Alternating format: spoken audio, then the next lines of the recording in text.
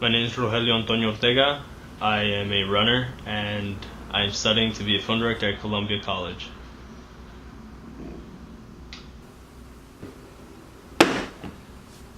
It all happened when my sister told me, hey, you should go and join a sport because, I've always been like the biggest kid, you know, and well, I decided maybe if I join a sport, in high school I can lose some weight. So she told me to go join football. So, I showed up at the track where I thought the football players were, they were all in a line.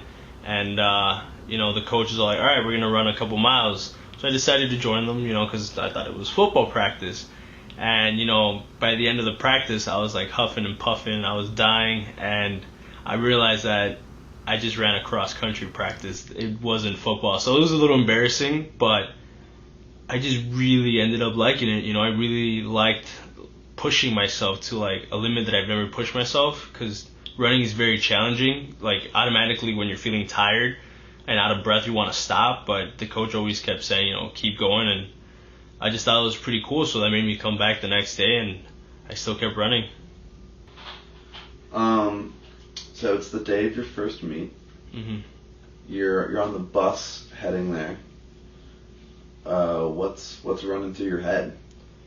Ooh, man, lots of things. Well, the first thing is, what the hell am I doing on this bus, I'm just looking around and I just see skinny people everywhere. And I'm just like, this is not, it's not my world, And as soon as we got to the school that we were running up against, actually it was a bunch of schools. I even don't remember half of them. I think Leiden was there. What other school was there? Riverside Brookfield was there.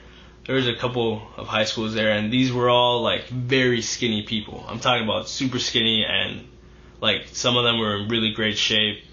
And then there's me getting off the bus, very chubby, and like I was turning heads everywhere, man. I had the jersey on, I had the shorts on, and people probably thought that I was just supporting and I wasn't gonna run. But as soon as I got to that line, I actually do remember a particular day. It wasn't the first meet, but I had a kid literally talk to his coach on the side as soon as I got up next to him, and he said, "Coach, I thought you were gonna give me a challenge," and he pointed at me. So, yeah.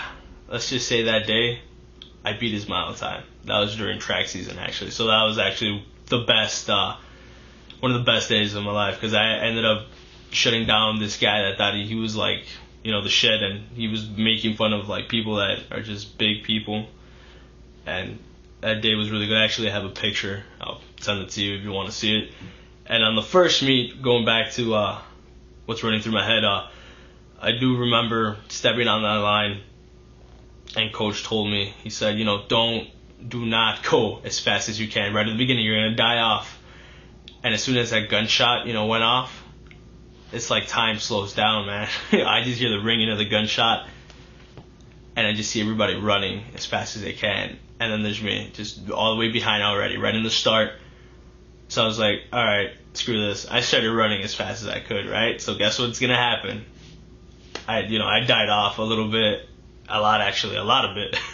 I was very behind, and I was able to see literally people get on their third mile and finish, and I was still on my first mile, and I was already seeing people take stuff down, and that really got to me because I was like, you see, why am I even here? People don't even care about my time. There's people already taking stuff down from the race or taking down the cones, and I'm over here still running, and everybody's like basically finished.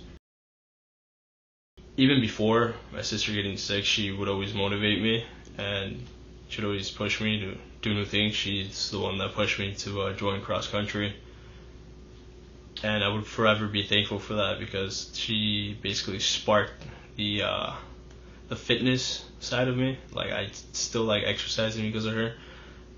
And when she got cancer, it was sad for the whole family. And I'm the type of person to like not really like express my feelings.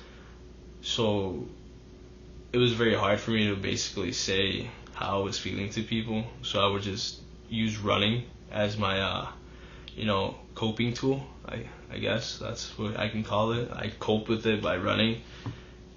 I would go and run every day and I would be basically, I would picture my family there motivating me. I would picture my sister there, even though she was in a hospital bed every day. Yeah, she was a big part of why I stayed in cross country. My whole family was, actually. Even my mom, she would go and take care of my sister, and she had tumors in her throat, and she had to go get them removed. But yet she still went to go take care of my sister. Like, that's incredible. My mom didn't give up, and neither did my sister. Not even my dad. You know, my sister gave me this really big speech one time that I went to the hospital. I would always get kicked out, which is really funny. You know, I would always try to sneak in because I wasn't allowed in during that time because it was, I think, flu season. But I just really wanted to see my sister. And that one time I got in, she gave me like this really great speech, and you know, she told me to just keep going. You know, no matter what, she said that cancer's not stopping me, so you shouldn't let your weight stop you, and you should just keep going. You shouldn't let anybody tell you like what you can and cannot do. So she gave me like the best speech ever, and to this day I think about it like before I started run, and I just picture my whole family basically running with me because they're my motivation.